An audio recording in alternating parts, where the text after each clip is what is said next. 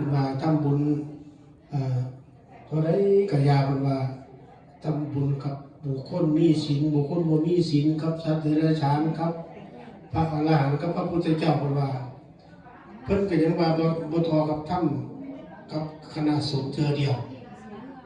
อันนี้ว่าโดยย่อถึงว่าทำบุญกับสงฆ์นี่เป็นว่ามีอานิสงส์หลายทำกับสงฆ์เพราะว่าพระภิกษุสงฆ์หนึ่งคนมากแล้วก็เขาก็ถึงบรรลุว่าแต่ละองค์แต่ละธรรมเพื่อนเสด็จบรรลุธรรมขันใดเพราะว่ามันมีจำนวนมากเนาะมีจำนวนมากดังนั้นการทำบุญเฮาก็บ่สงสัยแล้วล่ะพ่อแม่เฮาบ่มีความสงสัยว่าการทำบุญมันได้จังใดแต่ว่าเอาก็ขี้แกงหรือว่าอธิบายพ่อหอมปากหอมคอไปก็ให้มีความเตือนใจอีกเทื่อนึงบางคนบางท่านก็ลืมแต่บางคนบางท่านได้ยินได้ฟังมาแล้วก็ลืมคือบ่ได้จำบ่ได้ก็มีหรือว่าบางคนได้ยินแล้วก็บ่ทันจะแจ้งเป็นมวยบ่แล้วถ้าคุณแล้วเป็นระหว่างแล้วเป็นผมว่า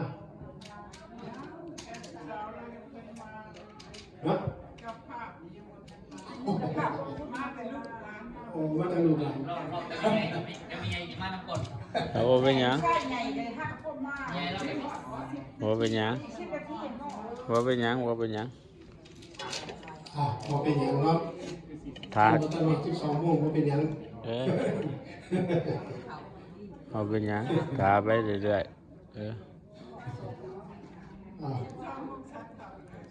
เพราะว่าตรงนี้เวลาของคนอยู่เนาะอาสงฆ์นี่คือจังคนธรรมดาเขาเข้าใจนั่นแหละเวลามีการบ่ได้นะ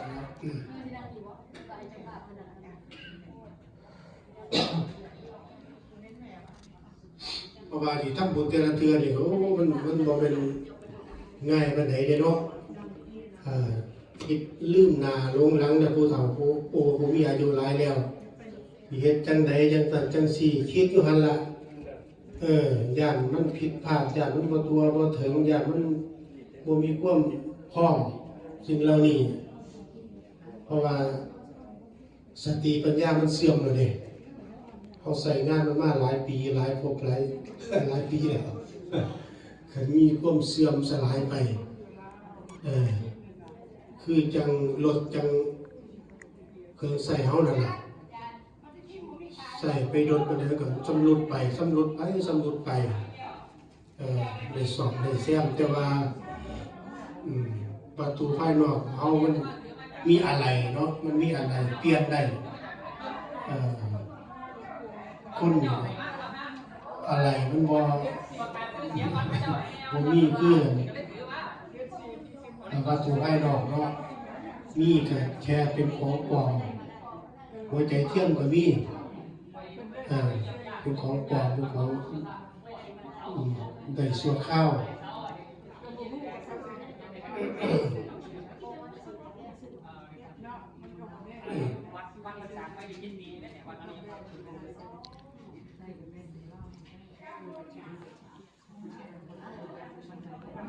เดือนนี้ก็มีบุญปากปลาเดือนหน้าก็มีบุญอีกเนาะ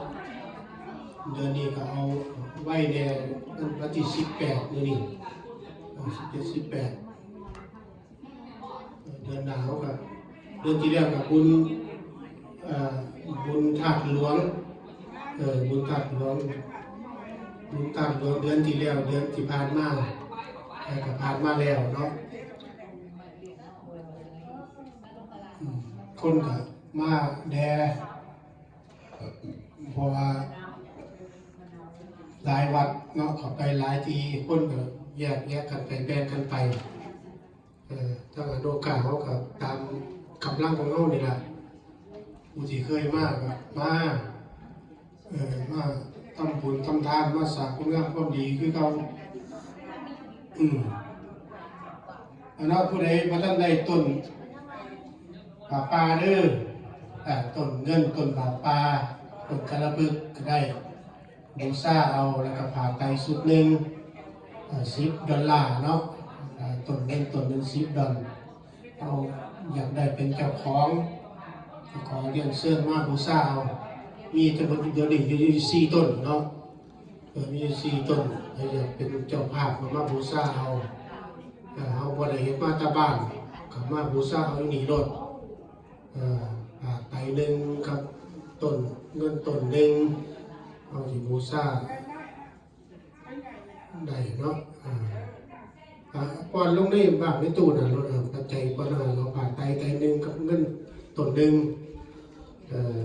เอาไปใส่ผ้านไปเลยเอาผ้านนี่แหละใส่ไปนะ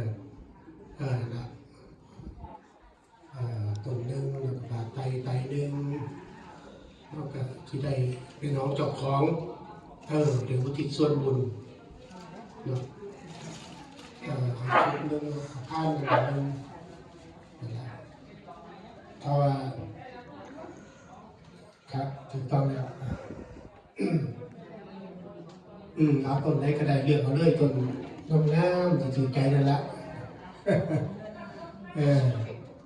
เพราะว่าทางคณะกรรมการเราได้จัดเตรียมรองศรัทธาเอาไว้ผ่าไตนึงแม่นครับเพราะว่าผ่าไตนี่มันเป็นของทิพย์เนาะเป็นของทิพย์บนมาญาติเขาปูนลงแล้วไปเลี้ยวบ่เป็นพระกับยาเพราะว่าของมูนี้มันจิตเป็นสภาพเป็นของทิพย์ไปเป็นบุญที่เขาได้กระทำแล้วนี่แหละเพราะว่าเป็นนามธรรมมันบ่มีตัวมีตนเนาะบ่มีตัวมีตนมันเป็นสภาพว่าที่เกิดขึ้นตั้งใจโดยตรงมันมีผลอันยิ่งใหญ่เด้เพราะว่าวิญญาณของคนเฮามันในเมื่อว่าไม่ล่างอยู่แล้วมันก็ต้อง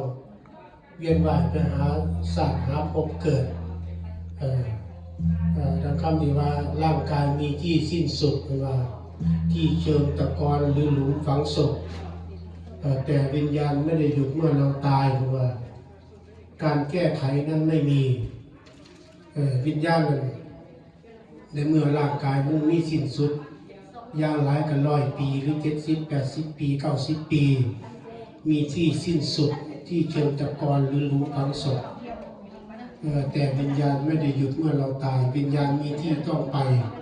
การแก้ไขนั้นไม่มีเพราะว่ามันต้องไปตามเหตุตามปัจจัยไปตามกรรมที่ของเป็นไว้นี่แหละเพราะว่าพระพุทธเจ้าประทับเอาไว้นะเด้กรรมย่อมจำแนกให้สัตว์ไปเกิดในที่ต่างกันกรรมมันจะจำแนกของมันเองบ่มีผู้ใดไปกับจำแนกได้บ่มีผู้ใดสิไปบงการได้ว่าไปเกิดอยู่หันไปเกิดอยู่นี่บ่ได้กรรมเท่านั้นเป็นผู้จำแนกให้สัตว์ไปเกิดทำกรรมดีก็ได้ดีทำกรรมชั่วก็ได้ชั่วแล้วเข้าใจอยู่แล้วเนาะเพราะว่า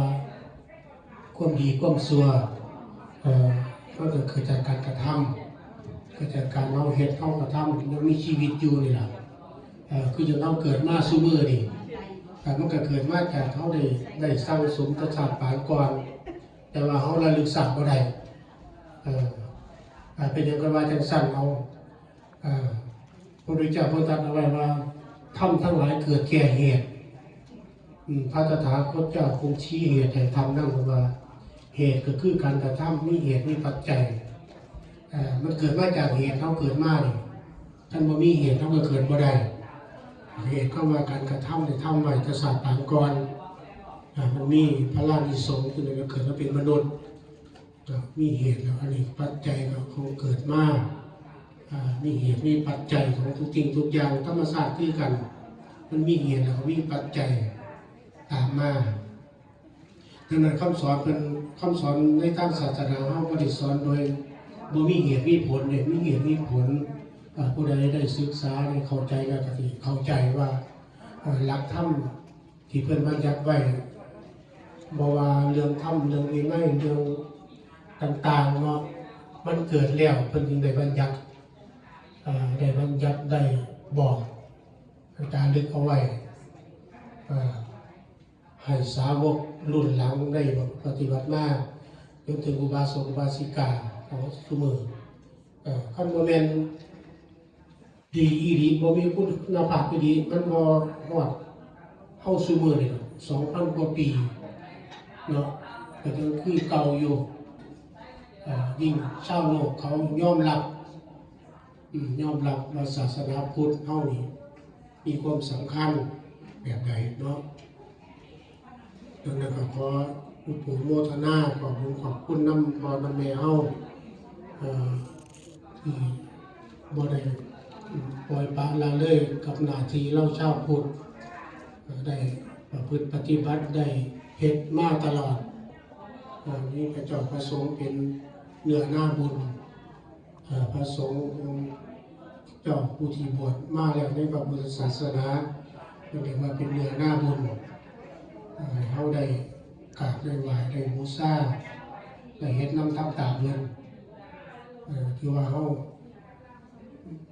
บ่ลงศาสตร์เกิดหรือว่าเกิดบ่ได้เสียศาสตร์เกิดนั่นน่ะบ่ได้เสียศาสตร์เกิดนอกอย่างน้อยๆเขาก็ได้เป็นพระสงฆ์เห็นเนื้อหน้าบุญเห็นสถานที่สักการะบูชาซึ่งเหล่านี้ก็ล้วนตั้งแต่บารมีของพระพุทธเจ้าเพิ่นได้สั่งสอนแก่วินัยสัตว์ทั้ง3แดนโลกธาตุนี้เนาะเพิ่นได้สั่งสอนเอาไว้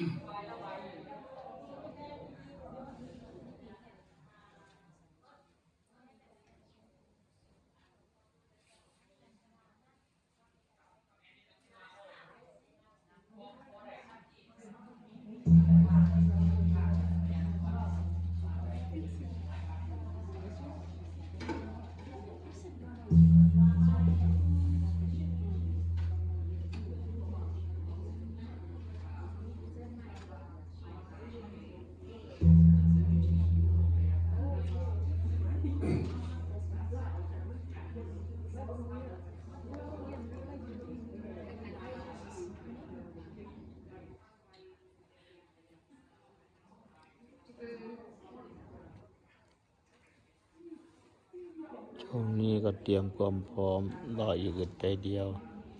เจ้าภาพยังเดินทางมายังไม่ถึงเพราะว่าหิมะตก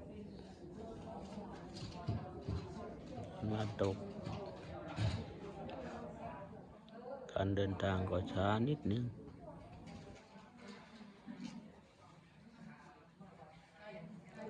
หิมะตกยังมีหิมะตกอยู่ว่ามาไปเกี่ยวแต่ว่าเรา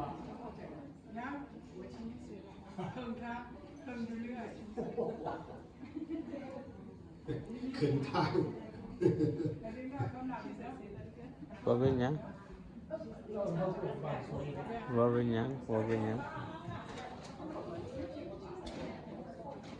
ขึ้นทางบริษัทเนาะ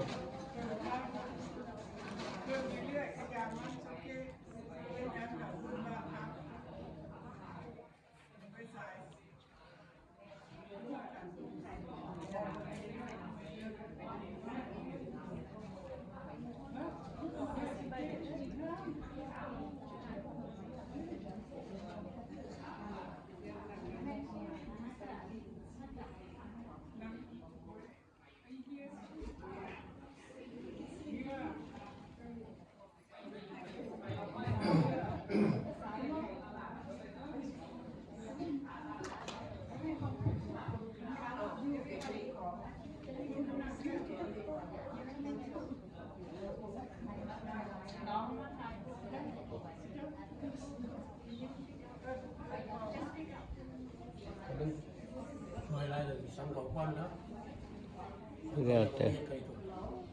แล้วแต่เบิ่งเวลาพุ่นน่ะเบิ่งเวลาเป็นเหตุ เที่ยวไม่ได้เห็นแล้ว แล้วแต่ตามเหตุตามปัจจัยเตรียมความพร้อม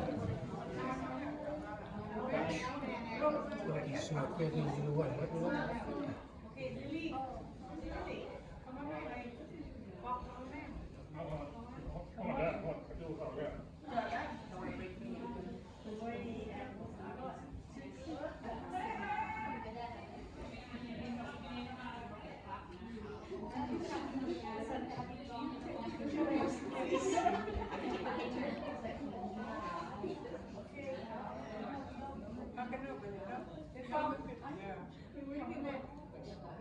เตรียมความพร้อมทำบุญตักบาตรอุทิศบุญกุศลให้แก่ผู้ที่ร่วงรับไปแล้ว